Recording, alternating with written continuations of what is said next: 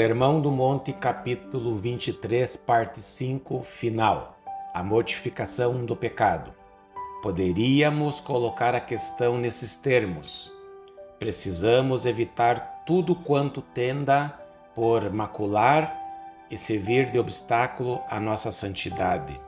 Diz a palavra de Deus: abstende-vos de toda forma de mal, como está em 1 Tessalonicenses, capítulo 5, verso 22. O que significa que devemos evitar toda sorte de perversão, não importa a forma assumida pelo mal. Qualquer coisa que eu perceba ser contraproducente, qualquer coisa que desperte, que perturbe ou que abale a minha boa compostura, sem importar do que se trate, precisa ser repelida. Preciso reduzir meu corpo à escravidão. Preciso mortificar meus membros. É isso que está em pauta na mortificação da carne. E quanto a isso, cumpre-nos ser estritamente honestos conosco. Todavia, por essa altura alguém poderia indagar: você não estaria ensinando uma espécie de escrúpulo mórbido?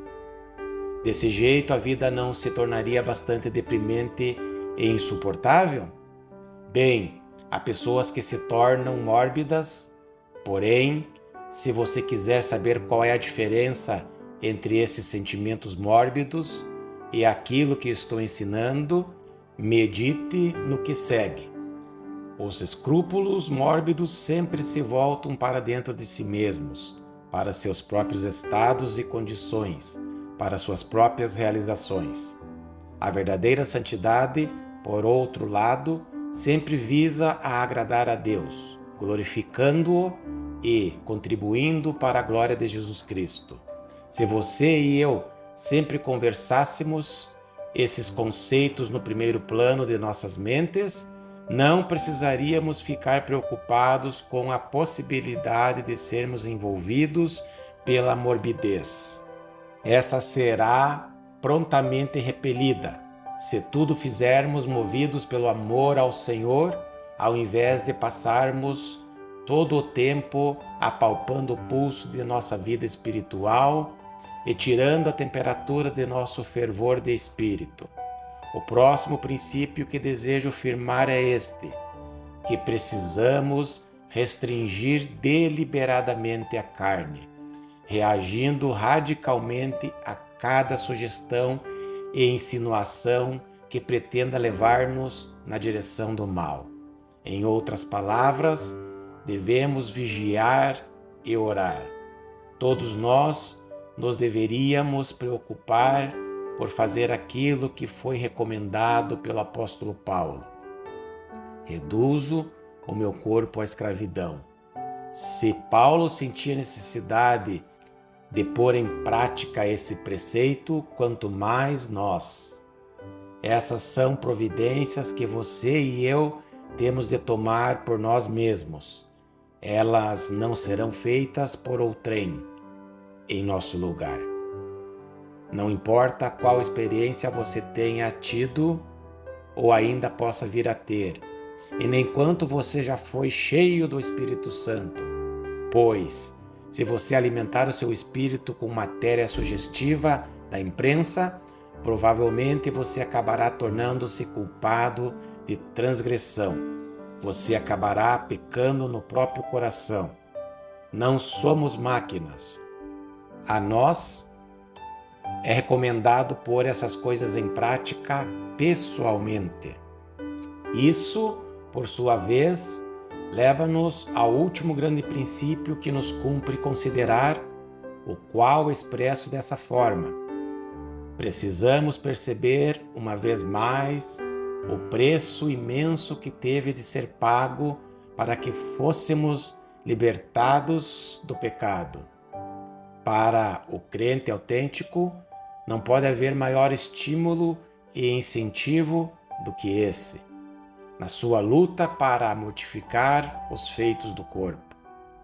Quão frequentemente somos lembrados de que o grande objetivo do Senhor Jesus, ao vir a este mundo, e, ao suportar toda a ignomínia e o sofrimento da morte por crucificação, foi nos desarraigar deste mundo perverso, como está em Gálatas capítulo 1, versículo 4.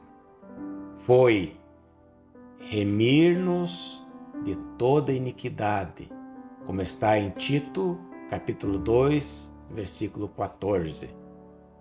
Foi purificar para si mesmo um povo exclusivamente seu, zeloso de boas obras, como está em Tito, capítulo 2, versículo 14.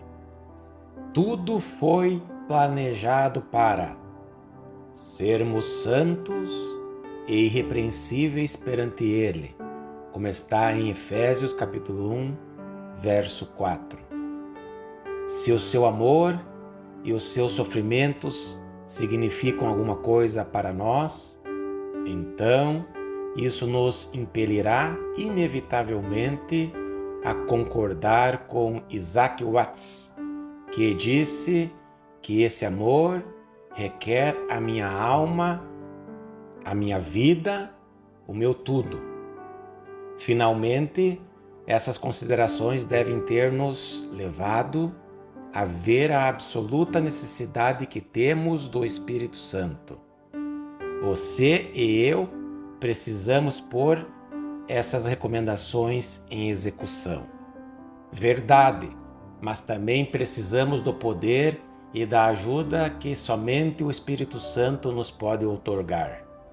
Paulo exprime esse ponto mediante estas palavras: se pelo Espírito mortificardes os feitos do corpo, certamente vivereis. O poder do Espírito Santo de Deus lhe será dado. E, se você é crente, já o recebeu. O Espírito de Deus está em você, operando em você, tanto o querer como o realizar, segundo a sua boa vontade, como está em Filipenses, capítulo 2, verso 13. Se tomarmos consciência da tarefa que nos fomos incumbidos e ansiarmos por realizá-la e estivermos interessados por esta purificação, se começarmos a agir de acordo com esse processo de mortificação, então o Espírito do Senhor nos dará poder. Essa é a promessa.